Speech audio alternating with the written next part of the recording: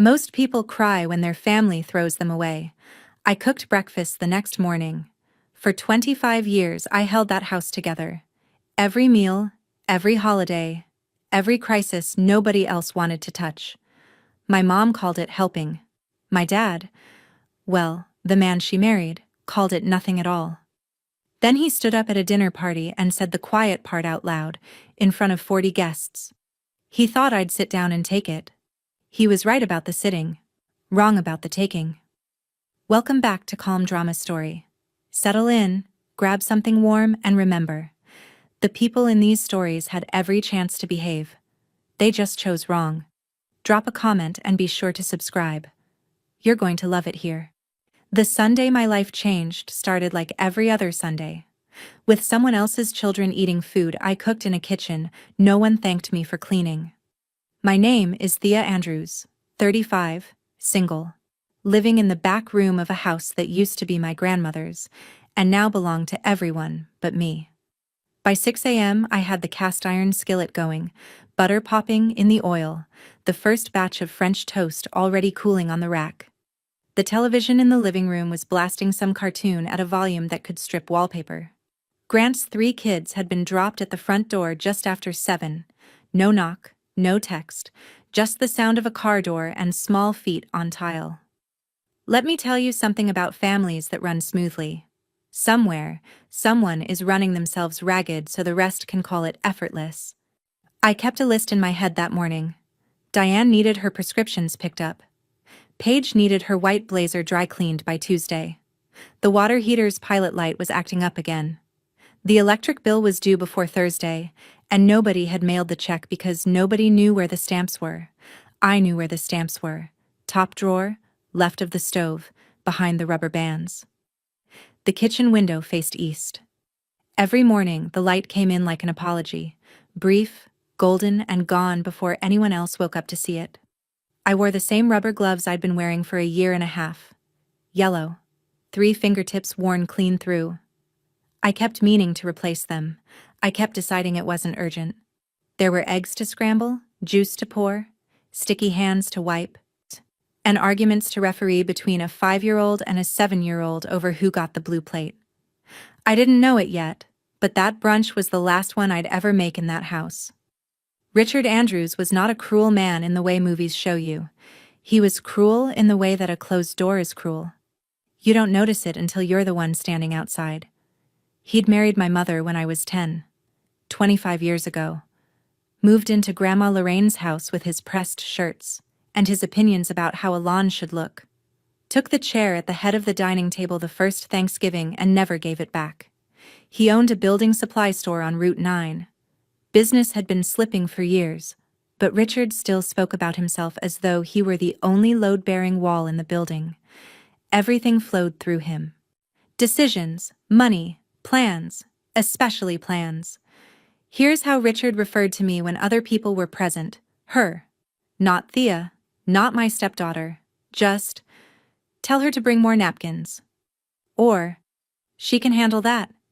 Pronouns do a lot of heavy lifting when someone wants to keep you small. In the living room there were 14 framed photographs on the wall. Richard at a fishing tournament. Grant's high school graduation. Paige blowing out birthday candles. Richard and Diane at the beach. All 4 of them at Christmas. 14 photographs. I was not in a single one. And my mother? She stood on the other side of that door. She could have opened it. She chose the carpet. Diane Andrews, née Caldwell. 57. My mother. A woman who could cry on demand the way some people sneeze, frequently, briefly, and mostly for attention. And whenever I brought up anything difficult, her voice would dip into that soft, crumbling register. You know how he is, Thea. Just keep the peace. For me. She always called me first. Before the plumber, before her friends, before her own husband. Because I always picked up. Grant had 2 children, a third on the way, and the parenting instincts of a park bench. He was Richard's son from his first marriage, 30 years old, working the counter at the supply store and operating under the firm belief that childcare was something that happened to other people. His texts to me were never questions, they were announcements. Dropping the kids off at 8. No, please. No, if that works. Just a time and an assumption. Once. Once. I told him I had plans on a Saturday. He stared at me like I'd spoken Mandarin. Since when? He said. And behind him, I heard Diane murmur from the kitchen. Just help him, sweetheart. He's tired. He was tired. That's Rich. Then there was Paige, 24. Richard and Diane's youngest. Recently graduated, currently finding herself, which as far as I could tell meant sleeping until noon and asking me to iron things. She once handed me her graduation gown to press and went back upstairs. I was not invited to the graduation. Here's the one that stays with me. A Saturday in March. I'd been up since 5, cooking brunch, setting the table, washing the good china because Diane wanted it nice. When it was done, Paige took a photograph of the table. Golden light, tulips I'd arranged, the white plates I'd washed by hand. She posted it with the caption, "Family brunch vibes." The frame cut off at the kitchen doorway, and I was just on the other side of it, scrubbing a pan. You could almost see my elbow. Let me tell you something about kitchens. The person who cleans them is never the person who gets thanked at the table. But I stayed. Because of a promise I made to someone who couldn't hold me to it anymore. My grandmother smelled like beeswax and sage. Even at the end, even when the hospital had taken everything else, she still smelled like the garden she'd built with her own hands. Grandma Lorraine. The only person in my life who ever looked at me and saw someone worth keeping. Not for what I could do, but for who I was standing still. 5 years ago, in a room that smelled of bleach and wilting tulips, she held my hand. Her grip was weaker than I expected. Her voice wasn't. Keep the family together for your mother, Thea. She's not strong the way you are. I promised. The way you promise a dying woman you love more than reason. Completely, without fine print, without knowing what it would cost. And it cost me. 5 years of cooking, cleaning, managing, organizing, and absorbing every bit of friction so the rest of them could glide. 5 years of being the foundation nobody looked at. In my experience, the people who ask you to keep the family together are never the ones doing the keeping. They're the ones who need you to stay so they don't have to. The house, the one I lived in, the one Richard sat at the head of every night, was Grandma Lorraine's house. She'd left it to Diane when she passed. My mother inherited the deed. Richard inherited the dining table. I grew up in that house. Every room held a memory that belonged to me before it belonged to any of them. On the door frame in the kitchen, hidden now under a coat of Richard's eggshell white paint, there was a small notch. My height at 6 years old. Lorraine had measured me with a pencil and a soup can. I kept that promise for 5 years. What I didn't know was that the house I was protecting was already being sold out from under me. That Thanksgiving, I cooked for 16 people and sat at the kids' table. The main table had 2 empty chairs. I remember looking at those chairs. White cushions. Clean. Waiting for nobody. And I was wedged between a 7-year-old with cranberry sauce on his chin and a toddler who kept throwing rolls at the dog. Richard had smiled at his end of the table and said to his guests, "We're blessed. I'm this family. My family. We take care of each other." He didn't look at me when he said it. Paige's birthday, February. I ordered the cake. Lemon with raspberry. Her favorite. I hung the streamers. I picked up the candles and the paper plates and the gift bags for her friends. I bought her a bracelet she'd been eyeing for months. That evening, Paige posted a thank you to everyone who made this day so special. She tagged Diane, Richard, and Grant. She did not tag me. In March, a pipe burst in the basement. Richard called me at 11 at night. Not a plumber. Me. I drove over, got on my knees in an inch of freezing water and fixed the joint with plumber's tape and a wrench I'd bought with my own money. The repair held.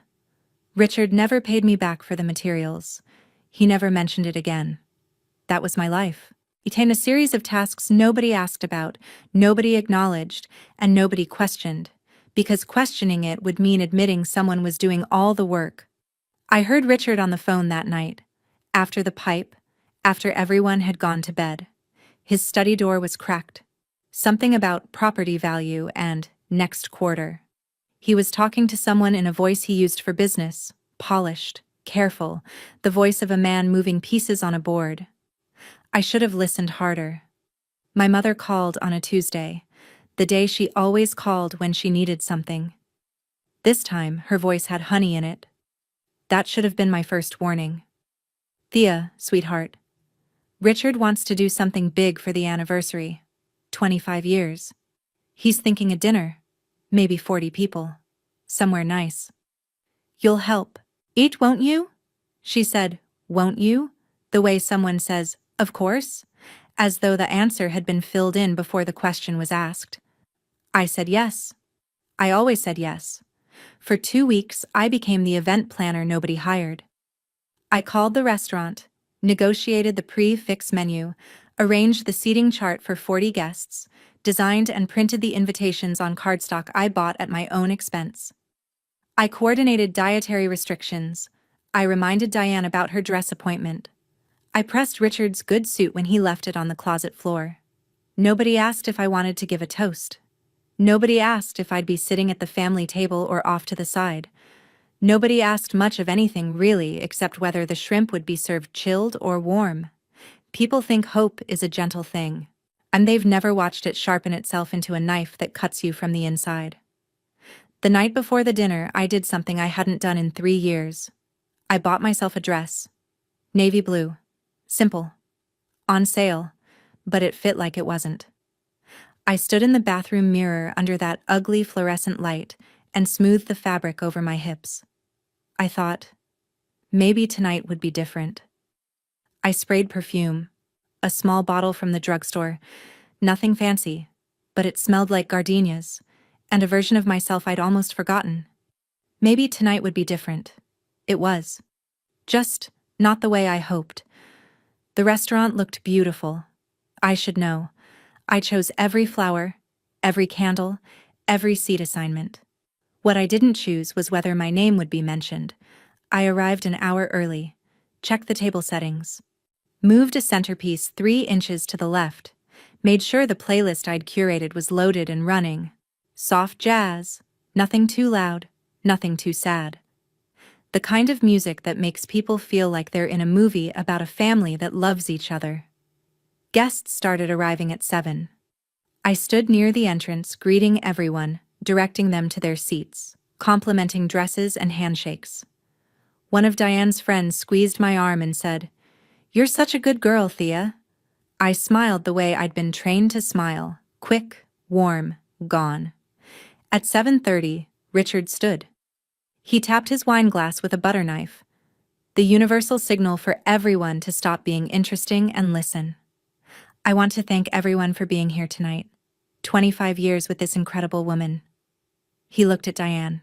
She blushed on cue. "And I want to thank my son Grant for being the man I always hoped he'd be. And my baby girl, Paige, for making us proud every single day." He paused. My heart paused with him. He sat down. That was it. 3 people. A wife and 2 children. Like a head count on a lifeboat. I wasn't on it. A few guests glanced around the table. Mrs. Keller, who'd lived next door for 20 years, frowned and looked at me. I pretended to fix my napkin. Under the table, my mother's hand found mine and squeezed. Not comfort, but a warning. A small, firm pressure that said, "Don't." Richard tapped his glass again. "Before dessert," he said, "I have an announcement." He was smiling. That was the second warning I ignored. Hawaii. He said it like a gift. And for a moment, one stupid, honest moment, I thought it was. Richard was beaming. "Next week," he announced, "the entire family is going to Hawaii. A second celebration. Sun, surf, the works." He spread his hands wide like a man unveiling a monument to himself. The room erupted. Applause, whistles. Grant slapped the table. Paige squealed and clutched Diane's arm. I felt something crack open in my chest, something warm and dangerous. Hope. I leaned forward, smiled, and asked the most ordinary question in the world. "What time is the departure?" 40 people. That's how many were in the room when Richard turned to me, still smiling, and said, "You don't know because you're not part of us. You can stay behind and take care of all the kids." The jazz kept playing. A slow piano piece, something with brushes on a snare drum. I could hear every single bristle. Nobody spoke. Diane looked down at her plate. Grant glanced sideways at the window. Paige bit her bottom lip and studied her dessert fork. Mrs. Keller set down her wineglass very carefully. And I sat there in my navy dress, the first new dress in 3 years, with gardenias on my wrists and a seating chart I'd spent 2 weeks perfecting folded in my purse. I placed my napkin on the table, stood up, smoothed the front of my dress, and I said in a voice so level it surprised even me, "Thank you, Richard, for finally saying out loud what this family has been practicing in silence for 25 years. I walked out. At the back table, Aunt Ruth, the one person nobody had invited but who came anyway, stood up. And she clapped. Slowly. 3 times. Alone. The night air hit me like cold water. Jasmine and gasoline. And for the first time in 25 years I could breathe. And if you've made it this far, you already know this story isn't just mine. If you've ever been the one standing in a room full of people who forgot you were there, or chose to forget, hit that subscribe button. You're part of this now. Stay with me. I drove home in the navy dress. I sat on the bed in the navy dress. I found the letter in the navy dress. And by morning, the navy dress was the only thing I packed. My room was the back room. Used to be Grandma Lorraine's sewing room. Small, low ceiling, one window that looked out at the fence. Richard had never bothered to repaint it. The walls were still the pale sage green she'd picked 30 years ago. I could still smell her in the curtains if I pressed my face into them hard enough. My phone lit up on the dresser. 6 missed calls from Diane. 0 from Richard. 1 text from Grant. "So you're not watching the kids next week?" Not. "Are you okay?" Not. That was wrong. Just logistics. Even now, especially now, I was a service, not a sister. I stood up to hang the dress in the closet, reached for the top shelf. My hand knocked something, a manila envelope, wedged behind a box of winter scarves. It wasn't mine. I opened it. Inside, a property appraisal from Harmon and Locke Real Estate, addressed to Richard, dated 3 weeks earlier. The house, Grandma Lorraine's house, appraised at $485,000. In the margin, in Richard's square handwriting. Split 3 ways, R, G, P. 3 ways. Richard. Grant. Paige. Not Diane, whose name was on the deed. Not me, who had held the walls together with my bare hands for a quarter century. And if you've ever been the one holding the bag while everyone else boards the plane, literally or otherwise, you already know what I felt. It wasn't rage. Rage is hot. This was cold. This was the moment a lock clicks and you realize the door was never really open. 3 names. None of them mine. And the house was never his to sell. My mother called at 7:15. She always called early when she wanted to catch me before I had time to think. "Thea. Honey. Last night." Richard didn't mean it the way it came out. You know him. He was excited. He'd had a few drinks. He just... You know how he gets. I let her talk. I'd spent 25 years letting her talk. Then I said, "I found the appraisal, Mom." Silence. The kind you can hear. The kind that has weight. "What appraisal?" "Harmon and Locke, the house. 485. Split 3 ways. R, G, P." "That appraisal." More silence. Then, That's complicated, honey. Richard has debts. The store isn't doing well. It's not what you think. I think he's selling Grandma Lorraine's house and cutting you out of your own inheritance. You're making this bigger than it is. You always do this." I closed my eyes. Breathed. "Mom. He's selling the house Grandma left you. The house I grew up in." And there it was. The card she always played last. The voice went soft, trembling, rehearsed. "Grandma Lorraine would be so disappointed if she saw you tearing this family apart over something like this." Let me tell you how to recognize someone who is lying to you. They bring up a dead person's wishes, because the dead can't correct them. I held the phone away from my ear. I could still hear her. Small. Tinny. Like a voice trapped in a jar. She was crying now. The Tuesday cry. The one that used to make me drive across town at midnight with groceries and guilt. I have to go, Mom. Thea, don't you dare hang up on... I hung up. The phone rang 4 more times. I placed it face down on the table and watched the screen pulse like a heartbeat I was no longer responsible for. She said Grandma would be disappointed. And for the first time, I thought, no. Grandma would be furious. But not at me. The text came at noon. 6 words. No punctuation.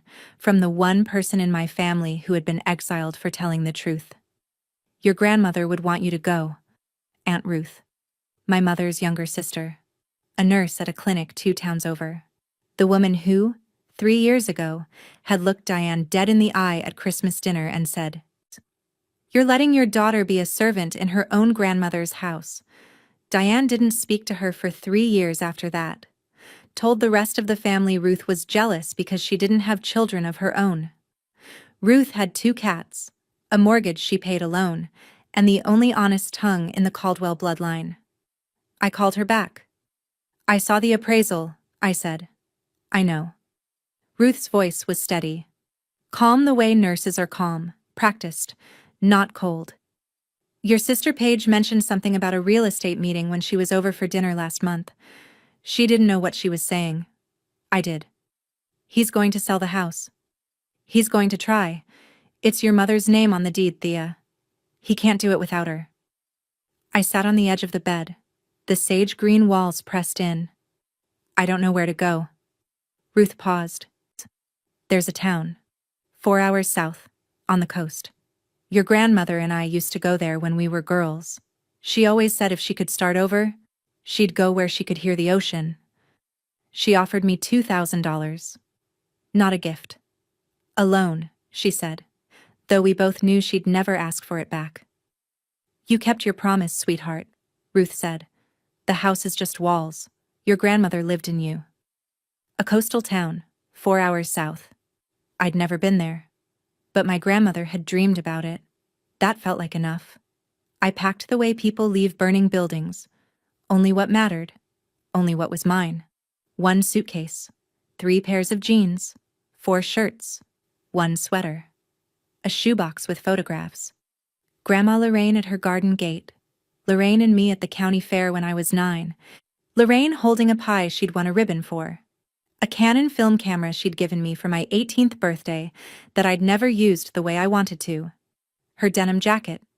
The one she wore in the garden. The one that still smelled faintly of soil and lavender. I stood in the kitchen one last time, 4:30 in the morning. The light hadn't found the window yet. Everything was shadow and outline. The counter, the stove, the dish rack with 3 clean plates drying from a dinner I hadn't been invited to eat. I wrote a note, placed it on the granite counter next to the coffee machine where someone would find it by 7. The kids need to be picked up from soccer at 4.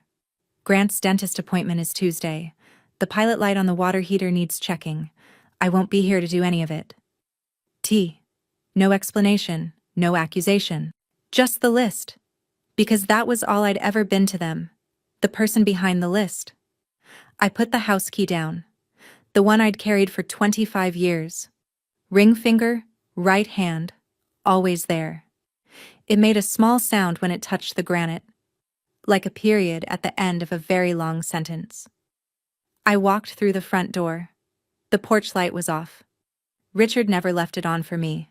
Not once. So I stood in the dark for a moment, looking at the house where I'd grown up and grown invisible. Then I got in my car and drove south. 4 hours.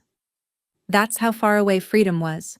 I could have driven it any day in the last 25 years. I just didn't know I was allowed. The highway was empty at 5 a.m. Headlights on, windows cracked, the radio scanning for something to fill the cabin. And it landed on a country station, a woman singing about a house she left in Arkansas. I turned it off. For the first 30 miles, I kept checking the rearview mirror. Not for cars, for guilt. I was waiting for the weight to come. The crushing, suffocating weight of a broken promise, of an abandoned kitchen, of a mother's voice saying, "Grandma would be disappointed." It didn't come. There is a kind of silence that comes only when you stop answering calls that were never really for you. It sounds like wind through an open window. My phone buzzed on the passenger seat. Diane? Grant. Diane again. Then, for the first time. Paige. I watched each name pulse and fade. I didn't turn the phone off. I just let it buzz. Like something I used to carry that had nothing to do with where I was going. I stopped for gas in a town small enough to miss if you sneezed. The cashier was a young woman with purple-streaked hair and a piercing above her eyebrow. She looked at my suitcase in the back seat, at the shoebox of photographs, at my face. Road trip? I surprised myself by smiling. Something like that. She handed me my change and a paper cup of coffee from the machine by the door. Safe travels, hun. Nobody had called me hon in 5 years who wasn't asking me to do something afterward. And then I smelled it. Salt. Not the salt of tears. The salt of something enormous and indifferent and ancient. The ocean. I was close. The town didn't have a name I recognized. That was the point. A main street with cracked sidewalks and window boxes full of geraniums. A bait and tackle shop. A used bookstore with a cat sleeping in the front display. A post office the size of a living room. And at the corner, a cafe with a hand-painted wooden sign that read, Maggie's. There was a notice in the window, written in blue marker on a piece of cardboard. Room for rent, upstairs, inquire within. I pushed the door open. A brass bell rang above my head. The smell hit me first, fresh coffee, cinnamon, warm bread, the salt air sneaking in through a propped-open back door. Behind the counter stood a woman in her late 60s. Silver hair pinned up, flour dusted across her apron, reading glasses on a chain around her neck. She looked at me the way experienced people look at new arrivals. Not with curiosity, not with suspicion, but with the quiet patience of someone who's seen enough comings and goings to know the difference between a tourist and a woman running from something. I'm here about the room, I said. She studied me for exactly 3 seconds. It's upstairs. 1 window. Faces the water. Bathroom down the hall. Rents by the week. Price includes breakfast if you're down here before 7. No questions about where I came from. No questions about why. Ladies, you know that silence. The one where a room full of people hears something terrible and decides, collectively, to pretend it was normal. Well, this silence was different. This one was mine. And it sounded like waves. I paid 2 weeks in advance, carried my suitcase up a narrow staircase that creaked on every other step. The room was small, pine walls, low ceiling, in a bed with a quilt that smelled of cedar. I opened the window. The ocean was right there. On the sill, someone had left a small seashell. I set Grandma Lorraine's photograph beside it. 2 small things in a room, with a very big view. It felt like a start. Grant arrived at 8 o'clock on Saturday morning with 2 children and a car seat. The door was locked. The house was dark. He called Diane. Diane drove over in her bathrobe, found the note on the counter, read it once, then again. Her first call wasn't to the police. It wasn't to Ruth. It was to Paige. She left. She actually left. There was a pause on Paige's end, then, wait, who's going to watch the kids? I wish I were making that up. Within the hour, the kitchen that I had kept running for 25 years began to show its true colors. And the dish rack was full from the night before. Nobody had unloaded it. The recycling was overflowing. A sour smell rose from the garbage disposal that Grant had jammed 3 days earlier, and I had been meaning to fix.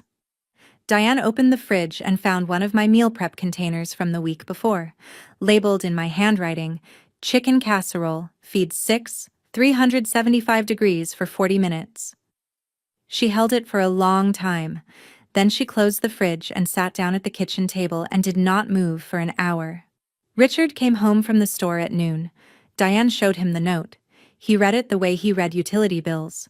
Quickly, impatiently, already thinking about something else.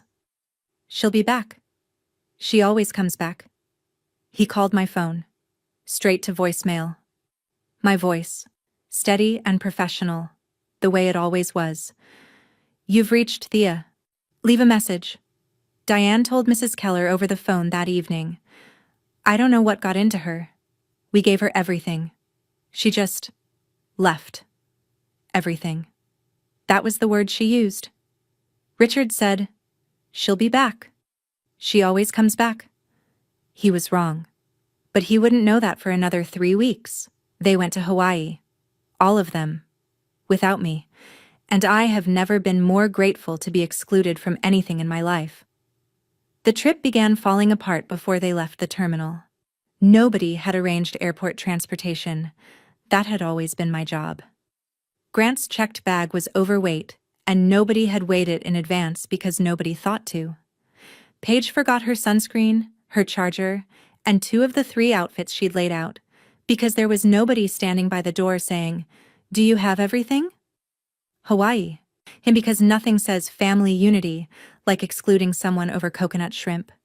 The anniversary dinner, the second one, the real celebration, happened at a resort restaurant. Richard stood up to make a toast. The table was a mess. Nobody had arranged seating.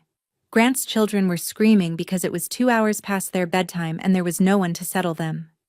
Grant's wife sat at the end of the table with a look I recognized, the look of a woman doing everything while the man beside her did nothing. She turned to Diane and said, loud enough for the table to hear, I didn't marry into this family to be the only one keeping things together. I could have written that line for her, word for word. Diane got a migraine. Nobody had packed her medication. Richard spent the last 3 days of the trip on the resort balcony, on his phone, trying to reach me. In my experience, people don't miss you when you leave, they miss what you did for them. And if you're lucky, very lucky, one day they'll realize those are different things. Richard left a voicemail. His voice was different. Not kind. Not yet. But uncertain. He said, Thea, call me back. We need to talk about the house. And I thought, now you need me. You know, only about 3% of people who watch a video this long actually hit subscribe. If you're still here, you're one of the rare ones. And I'm grateful.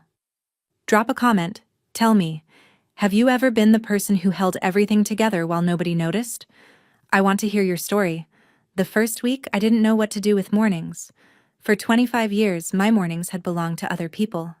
Now they were mine.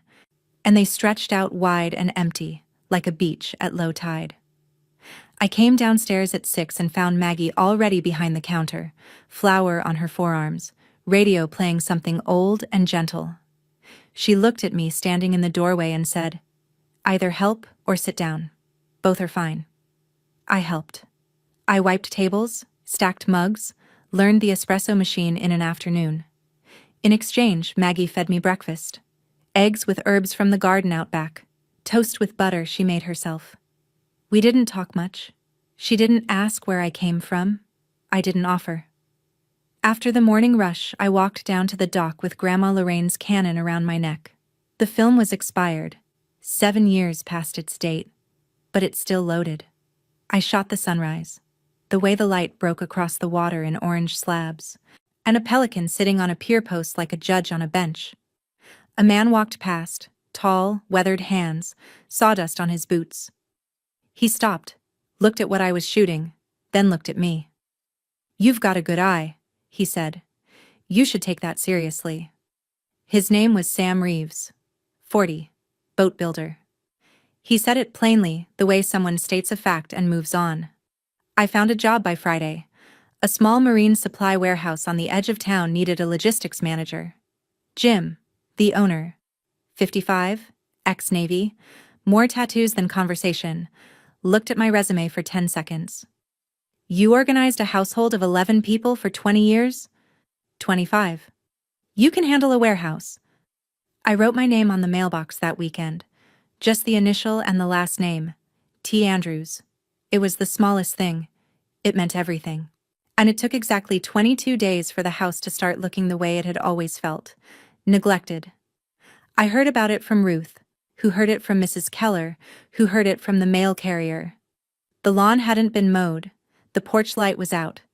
The recycling bins were overflowing on the curb 3 days past pickup because nobody remembered which day was which.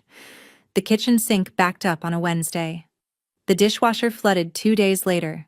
A seal I'd been hand-tightening every week for 6 months finally gave out. Nobody knew where I kept the extra gaskets. Grant's wife, Lauren was her name, though I'd rarely heard anyone use it, called Diane on a Saturday morning and delivered the line I'd been living for a decade. I didn't marry Grant to do everything myself. Nobody laughed. But the irony could have filled the room. Grant had to take his own children to a birthday party. Alone. He texted Diane afterward. How did she do this every weekend? Diane didn't respond. Meanwhile, Richard discovered that the house was, in fact, Diane's. Her name, her mother's deed, her signature required. He'd been to a real estate lawyer who told him, in polite legal language, that he could not sell a property he did not own. Diane, for the first time in their marriage, did not immediately agree to whatever Richard wanted. She didn't refuse outright. She just didn't sign. I need to think about it, she said. And that sentence, coming from a woman who had never once made Richard wait for anything, landed harder than a slap. Paige found my rubber gloves still hanging on the hook by the kitchen sink, 3 fingers worn through, yellow, faded, and she held them for a long time and said nothing. I wonder what she saw. Richard called on a Thursday. He opened with "Sweetheart." That's how I knew he wanted something. Thea, this has gone on long enough. Come home. Your mother needs you. I was standing on the dock. The wind was pushing salt air through my hair. A gull screamed somewhere above me. I let the silence hold for 5 full seconds before I answered. My mother has a husband, a son, and a daughter. She has plenty of help. He shifted. I could hear the chair creak. His study chair. The leather one Lorraine had never liked. Look, the house situation is complicated. There are things you don't understand. You might want to be here for that conversation. There it was. The threat dressed as an invitation. Richard, the house belongs to my mother, not to you. You know that. I built this family. You didn't build anything. You moved into someone else's house, sat at someone else's table, and let someone else's granddaughter run it for you. We're done. Silence on his end. Then his voice changed, colder, thinner. The voice he used when store employees made mistakes. You're throwing away your family over what? Some vacation? I watched a fishing boat cut across the bay. The wake caught the light in a line of silver. You threw me away at a dinner party. I'm just agreeing with your decision. I hung up. The ocean was still there. The wind was still there. A crab picked its way across the rocks beneath the pier. Sam was sanding the hull of a boat 30 yards away, whistling something I didn't recognize. Everything was exactly where it had been before the call. Nothing had moved. Nothing had changed. Except me. My mother drove 4 hours to find me. 4 hours she never once drove to my school plays, my work events, or my birthdays after I turned 12. I was wiping down the counter at Maggie's, 3:30 on a Wednesday afternoon, when I saw the silver sedan pull up to the curb. I knew the car before I knew the driver. Diane stepped out slowly, the way people step into rooms they're not sure they're welcome in. She looked smaller than I remembered. Thinner. Her eyes were red but dry. She'd done her crying in the car. Maggie glanced at me, then at the woman standing outside. "Take a break," she said. Not a question. We sat on the bench outside the cafe. The ocean was gray that day. The gulls were loud. "I'm sorry," Diane said. "I know I was wrong." I waited. "Come home, Thea. I'll talk to Richard. And it'll be different." "Different how?" She opened her mouth. Closed it. Opened it again. Nothing came. Here's what they don't teach you about walking away. The hardest part isn't the door. It's the parking lot. And it's your mother's face when she realizes she can't fix it with an apology. "Mom," I said. "I didn't leave because of Hawaii. I left because in 25 years you never once chose me. Not over Richard. Not over comfort. Not over anything. It isn't that you didn't love me. You just always chose what was easier. And easier was never me. She cried. Quietly this time. Not the Tuesday cry. Something smaller and more honest. Maggie brought out 2 cups of tea. Set them down without a word. Went back inside. Diane left at sunset. I watched her taillights shrink down the coastal road until they were just 2 red dots. Then nothing. That was the first honest conversation we'd ever had. It only took a quarter century. That night the ocean sounded different. Not louder. Not softer. Just present. Like it had been waiting for me to sit down and actually listen. I walked to the end of the dock with Lorraine's camera. The sunset was doing something extraordinary, gold bleeding into lavender, the horizon line soft as a thumbprint. I loaded the last of the expired film and shot what was left. Sam appeared the way he always did. No announcement, no small talk. He sat down on the dock boards beside me, legs dangling, and looked at the water. We were quiet for 5 minutes. Maybe more. "Good light today," he said. "Yeah. Good light."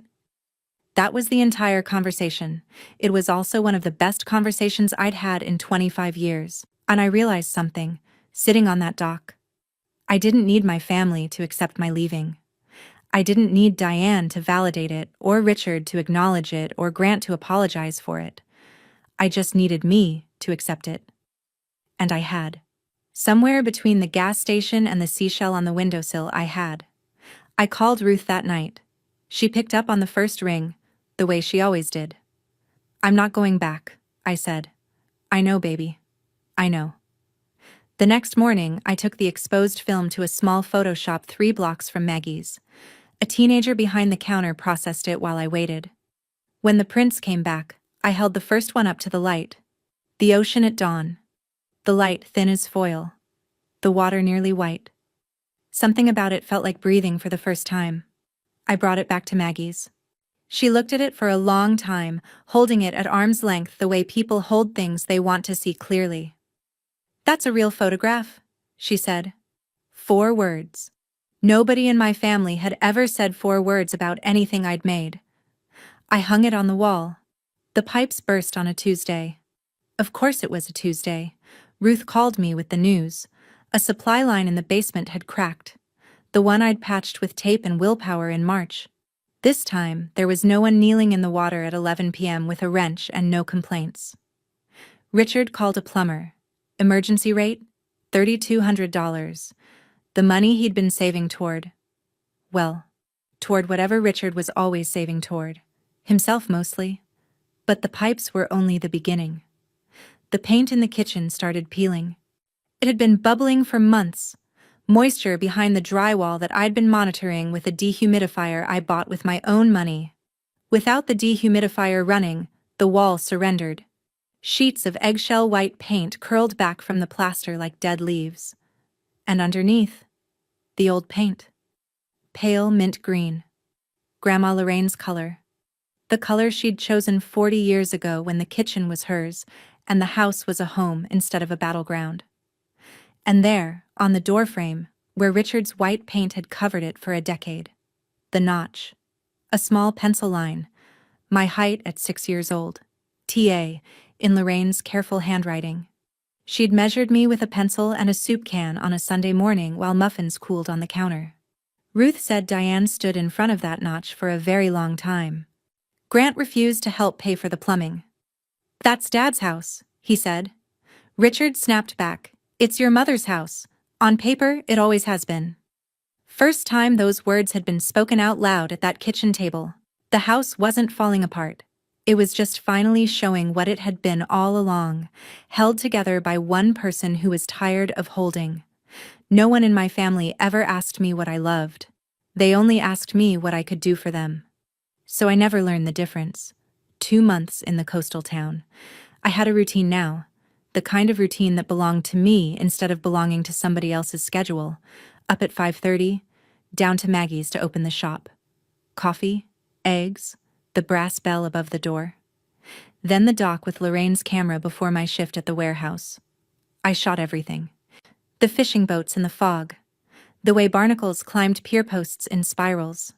An old man who sold bait from a cooler every morning and never once asked my name, but always nodded like he knew it. Sam introduced me to Linda, who ran a gallery the size of a dentist's waiting room on the second block. She framed local art, sold postcards to tourists, and had opinions about light that she delivered like verdicts. She looked through my prints, the ocean ones, the dock ones, one of Maggie's front door at golden hour, and was quiet for 30 seconds. You've never shown anyone this work before? No. That's obvious. It's completely unself-conscious. That's what makes it good. She tapped 3 of the prints. I want these. For the group show next month, 5 pieces. I called Ruth that evening. She cried. I cried.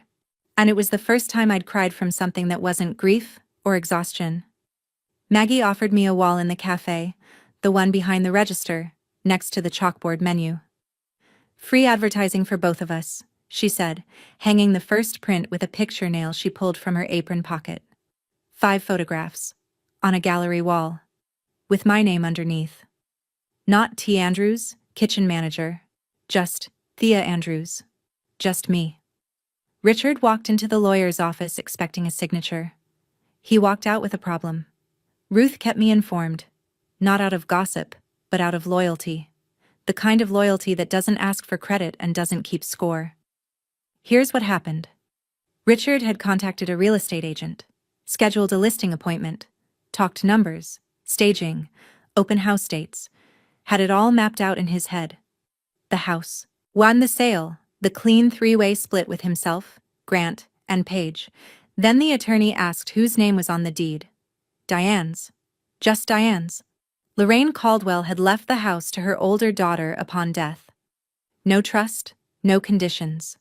Just a deed, with one name on it, filed at the county recorder's office in 2021. Richard couldn't sell a house he didn't own, couldn't list it, couldn't sign a single document. He needed Diane's signature on every page. And Diane, for the first time in 25 years, had said, I need to think about it. There is a kind of no that only comes from a woman who has spent decades saying yes. It is very quiet. And it is the loudest sound in the room. Richard didn't yell. He went still. The dangerous kind of still. The kind that fills a room with pressure. Then he said slowly, "This is my retirement, Diane. I built this family." And Diane, standing at the kitchen sink where I'd stood 10,000 times before her, said, "You built it on my mother's house." Grant stood in the doorway. He looked from his father to his stepmother and back. For the first time, the math was visible. If the house didn't sell, the store would close. If the store closed, Grant didn't have a job. The cracks in the family weren't new. They'd just run out of someone to plaster over them. Paige called on a Wednesday. She didn't start with, "When are you coming home?" She started with, "I found your gloves." "By the sink," she said. "The yellow ones. I didn't know they were that worn out." I stood by the window of my small room, looking at the ocean. The late afternoon light was doing something soft and gold to the water. "They've been like that for a while," I said. "I never noticed." "No. You didn't." Silence. Not the hostile kind, the kind that happens when someone is hearing themselves for the first time. "Thea, I'm sorry. I don't even know what I'm sorry for exactly, and that's the worst part. I can't point to one thing because it was everything. The laundry, the meals, the way I never once asked if you wanted to come to my graduation. I didn't see it."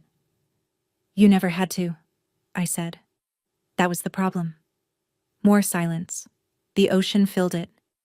"Are you okay?" she asked.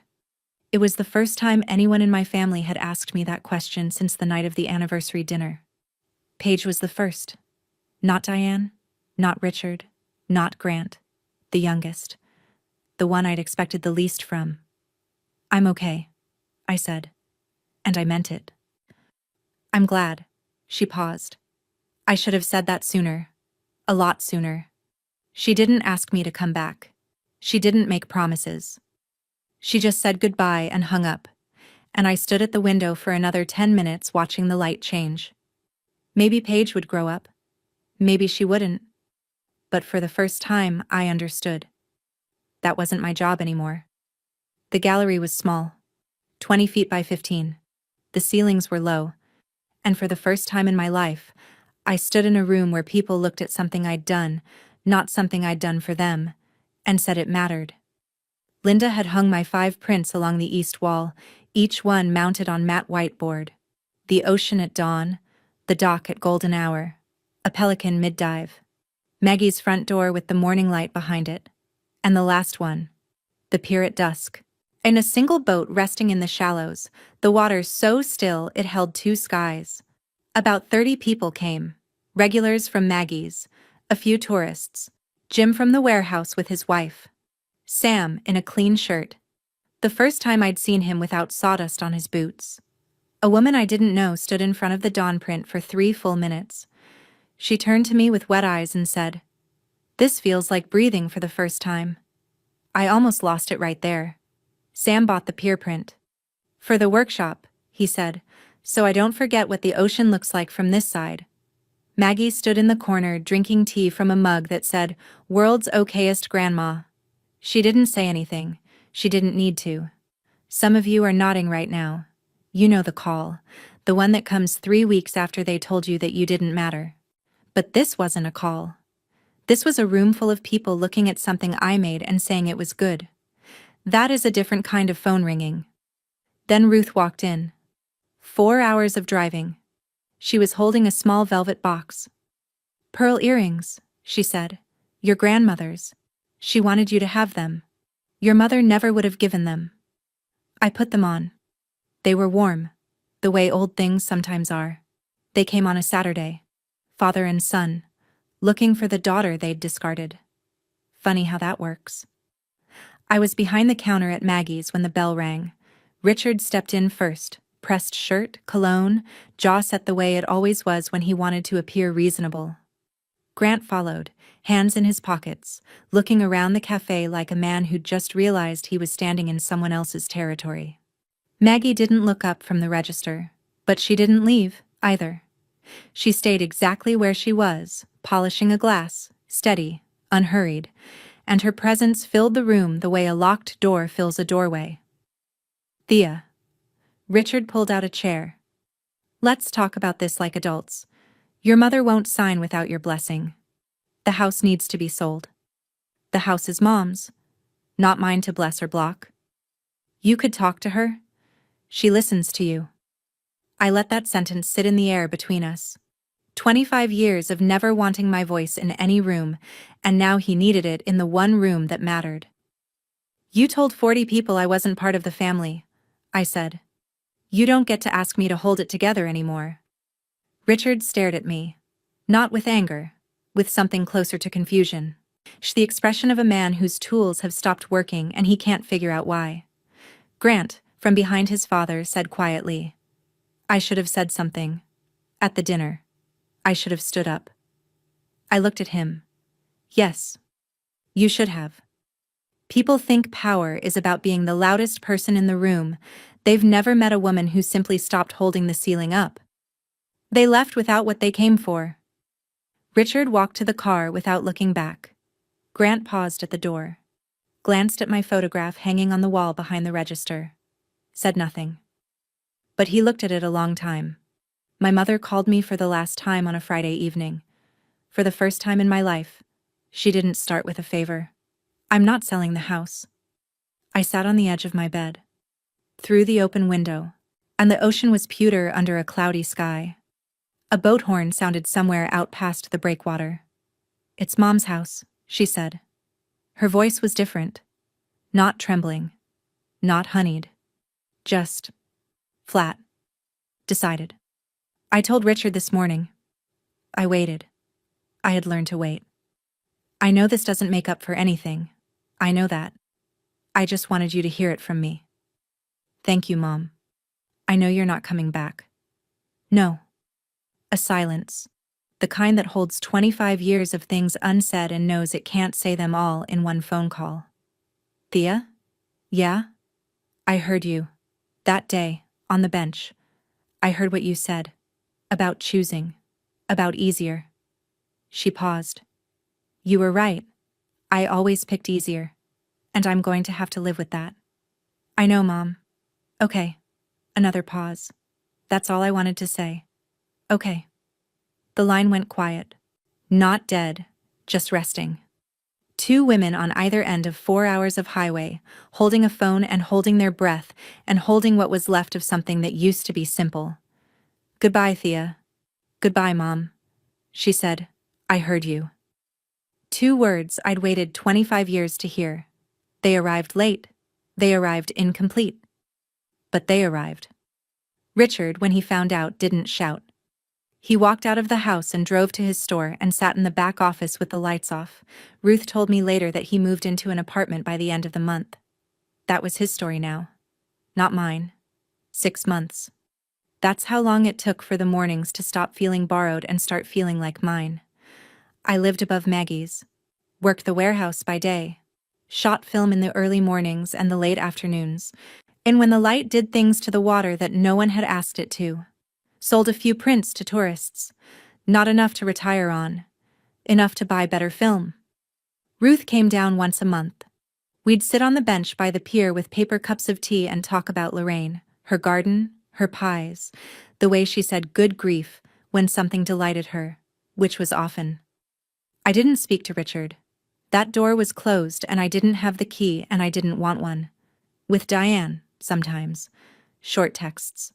A photograph of the garden I sent her in October. She sent back a single word. Beautiful. That was enough. Paige surprised me.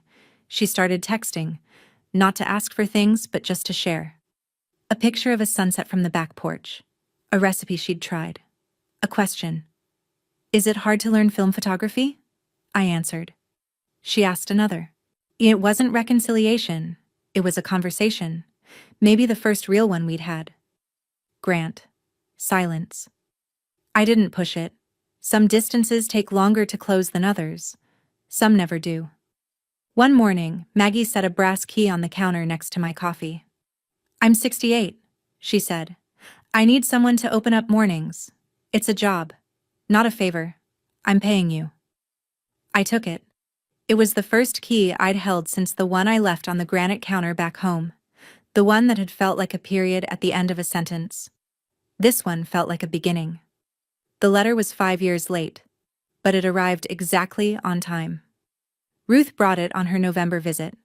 She sat across from me at the corner table in Maggie's, after closing, and placed a yellowed envelope on the table between us. It had been folded in half, then folded again. And the paper was soft with age.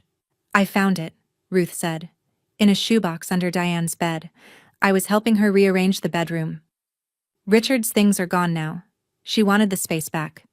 It was at the bottom, under receipts and old birthday cards. I looked at the handwriting on the front. Shaky. Slanting left, the way Lorraine's hand always did when she was tired. It said, for Thea. When she's ready. I opened it at the table. Ruth reached across and held my wrist. Not to stop me. Just to be there. Thea, my girl. I need to tell you something I should have said that day at the hospital. Don't keep the family together at your own expense. I was wrong to ask that of you. I was scared. Scared you'd be alone. But you won't be. You'll find your people. I know it because you're the kind of woman people find. Live for you. Not for your mother. Not for that house. Not for anyone. That house is just wood and plaster. You are the thing I built that matters. I love you more than every garden I ever planted. And honey, I planted a lot of gardens. Lorraine. I folded the letter along its old creases, placed it on the windowsill next to her photograph and the seashell. 3 small things in a room with a big view. I went downstairs, put on my apron, and opened the shop. The morning was waiting, and for the first time, the promise didn't hurt. It just let go. I called my mother one last time, not to fight, not to forgive, just to be clear. Mom, I love you. I want you to hear that first. I hear you. Good. Here's the rest. I sat on the edge of the dock, my feet bare, the water cold and green below me. I will not come back to that house while Richard calls me her. I will not watch Grant's children unless he asks me, and says please. I will not cook for holidays unless I choose to.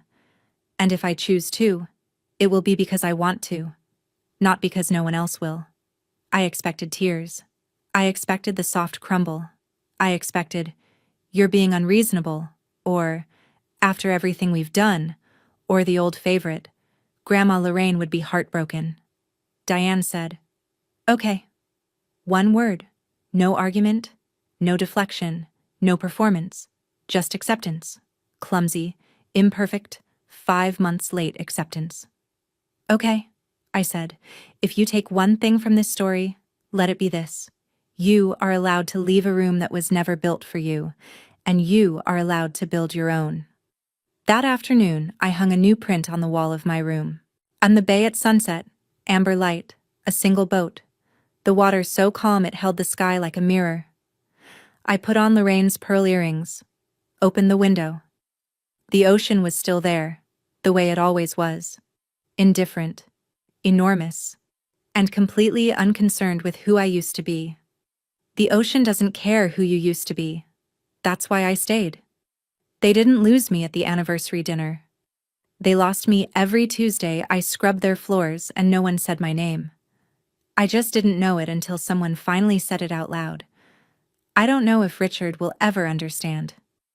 Last I heard, he's renting an apartment near the old store, which he sold at a loss to a couple from out of state who plan to turn it into a yoga studio. I almost smiled when Ruth told me that. I don't know if Grant will learn to say please.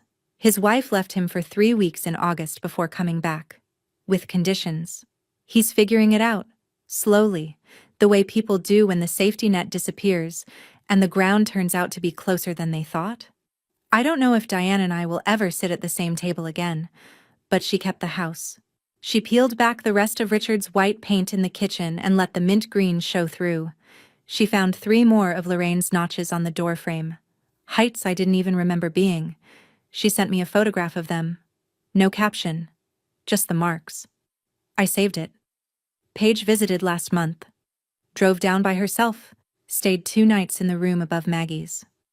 We walked the beach at dawn and she didn't say much, but she carried my camera bag without being asked. Small thing. First time. I spent 35 years being the woman who never left. The woman who cooked, cleaned, apologized, and stayed. I loved that family the way you love a house with a cracked foundation. Carefully. And always knowing which rooms to avoid.